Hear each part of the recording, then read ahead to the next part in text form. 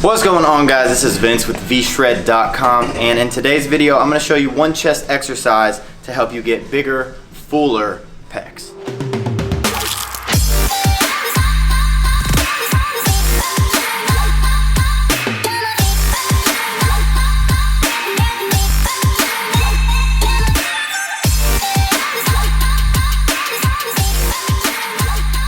So like I said, today's video is going to be all about a single chest exercise, and I actually made a video the other week about this and messed up one little thing, and so I wanted to circle back around to it and just make sure that you guys got the proper information, because my goal is never to give you guys the wrong shit. It's to give you guys that you can learn more about in the gym and implement it and get better results. So the exercise is going to be a chest fly variation. There's obviously a bunch of different variations that you can do when it comes to chest flies, and chest flies are really good because of the adduction and the abduction that you get from your elbow basically coming across your body to the midline of your body and shortening that pectoral muscle.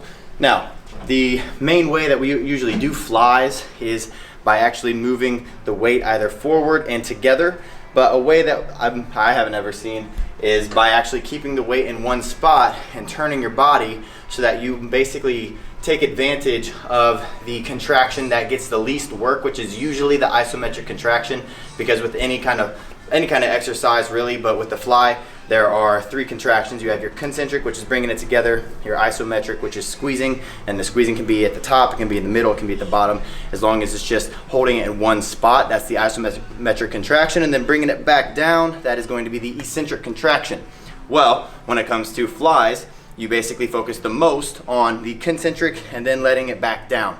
But what you don't focus on as much is the isometric. So this chest fly variation is going to help you take advantage of the isometric contraction while still shortening and lengthening that pec muscle and keeping tension on it all the way throughout. So I'm gonna grab a cable here, and the first thing you're gonna do is make sure that you are perpendicular to the cable, because what I messed up before was being parallel. What you actually wanna do, and this is something that's very simple to fix, just stand out to the side and make sure that this is going to be completely at a 90-degree angle, the cable to your arms at a 90-degree angle, and then your arm is going to be just out to the side of your body. So right here, because this weight is pulling back on my arm, I'm immediately going to be working my chest to keep it in this spot. This is also known as an isometric contraction. So what we're gonna do from here is, instead of actually bringing this up in front of you, because when you go right here, you're gonna lose all your tension because it is parallel, you're gonna keep it out to the side just like that, and then what you're going to do is actually turn your body, keeping that cable or this handle right here in the same spot. You're not gonna let it turn with it at all. You're not gonna bring it up at all. You're gonna keep it right there to the side. You're gonna turn, and what's gonna happen is, as you keep this in this same spot, the more you turn, now all of a sudden you've shortened this pectoral muscle basically as much as you can, while implementing that isometric contraction at the top and at the bottom, just by simply moving your body back and forth. And this is gonna give you a nice contraction on your chest muscle.